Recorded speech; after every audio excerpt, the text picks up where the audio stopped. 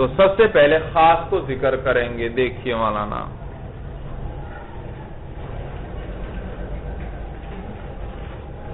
فصل فی الخاص، یہ فصل ہے خاص کے بارے میں، والعام اور عام کے بارے میں.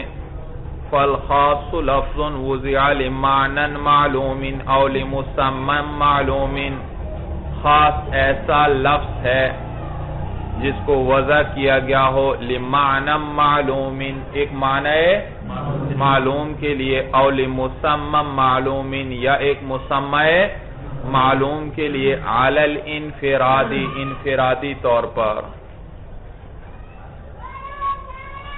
انفرادی طور پر.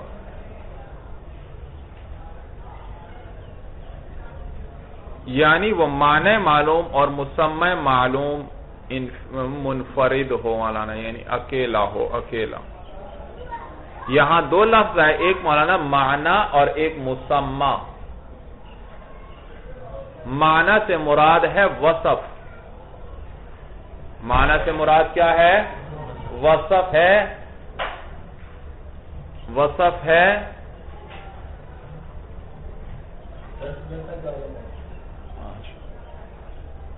وصف ہے.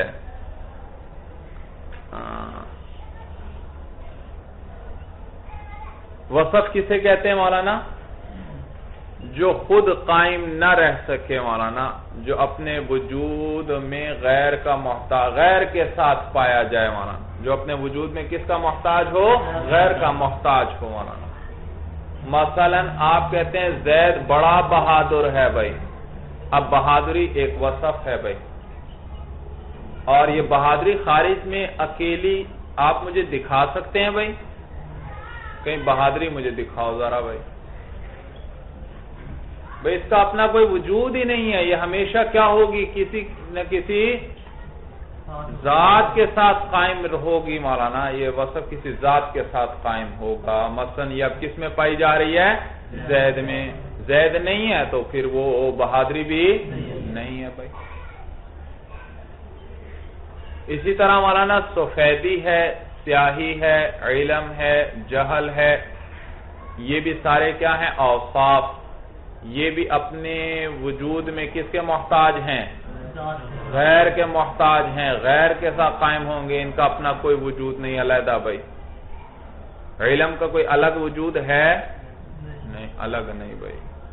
جہل بھی اسی طرح ہے مولانا، کسی شخص میں علم ہوگا اس کے ساتھ قائم ہوگا، کسی شخص کے اندر جہل ہوگا مولانا. اسی طرح سفیدی اور سیاہی ہے، سفیدی کا بھی اپنا الگ کوئی وجود نہیں، ہمیشہ کسی چیز کے ساتھ قائم ہوگی. جیسے اس وقت کس کے ساتھ قائم ہے آپ دیکھ رہے ہیں؟ دیوار کے ساتھ بھائی. سیاہی بھی اسی طرح.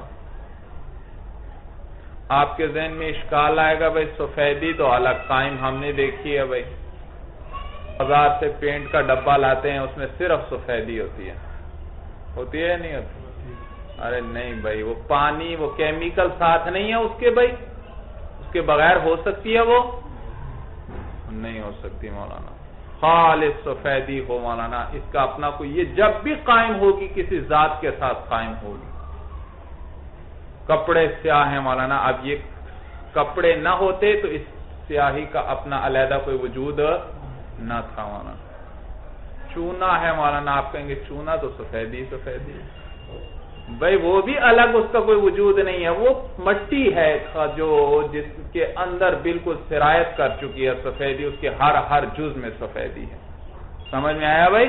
اس کا اپنا کوئی وجود نہیں ہوتا مولانا. السلام علیکم. بات سمجھ میں آئی بھائی؟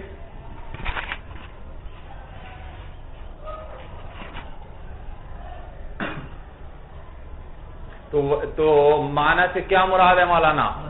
وصف. اور وصف کس کو کہتے ہیں؟ جو اپنے وجود میں غیر کا، جو اکیلا خود قائم نہ رہ سکے.